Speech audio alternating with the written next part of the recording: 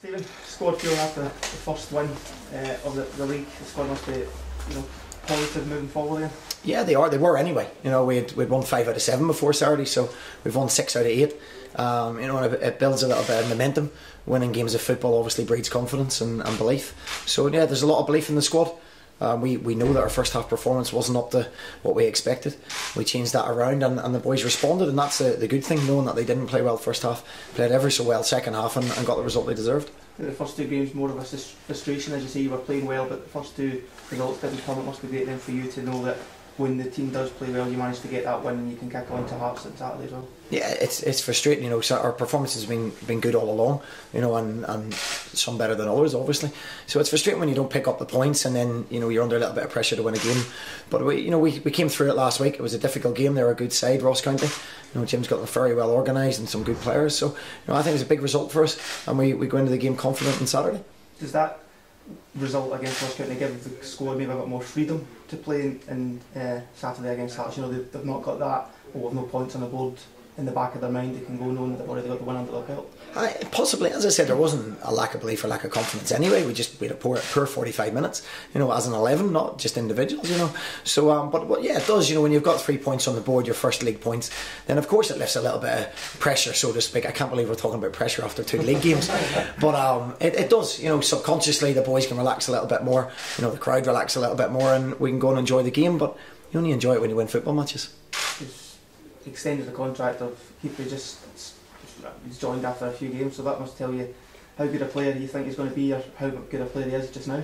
Yeah, well, the first time I seen him in a trial game down in England, so I had a real belief that he had the tools to go very far in the game. So we brought him in and looked at him, and we just felt we needed to put him up on the same level as the other first team players, because he is a first team player. When you bring a young boy in, it's always a bit of a gamble, as a lot of our players are at times. But he's really come to fruition, and I thought he deserved that extension, and obviously to give us that little bit of security as well.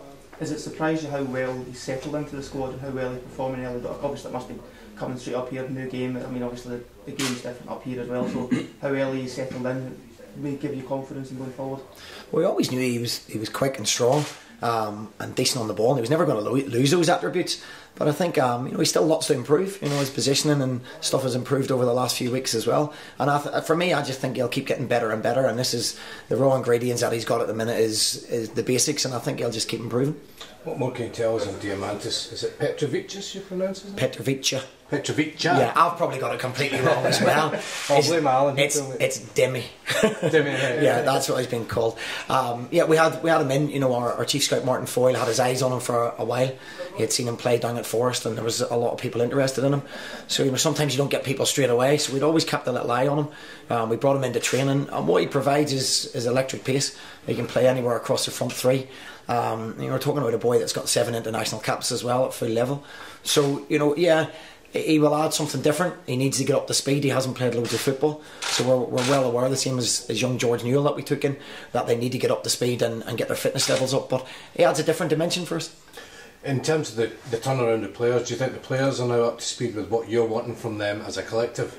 Yeah, I think so. I don't think there's any doubt what we're trying to do, and obviously that will keep improving. We've got a lot of new players. I think it's, including Demi, it's 11 now, is it 10 or 11?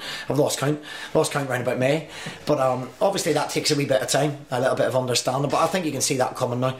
I think what we have is the raw ingredients to be a decent side with our work rate and our organisation as well. What's the scope of Paul McGinn joining? No idea, you tell me. No, there was a suggestion that you were in from that he's at Chesterfield.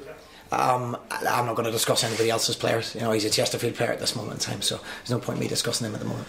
How does it affect preparations for you, and what are you expecting from Hearts, knowing that there's an interim manager in charge? Well, they've done well. John's done well in the games he's been in charge. They're a big team, big squad, big football club. So we expect a really tough game. As I say, nobody knows who's actually getting the job at the moment. So players are playing to impress. They don't know who's going to be sitting in the stand. And they're obviously playing to impress Austin and John as well.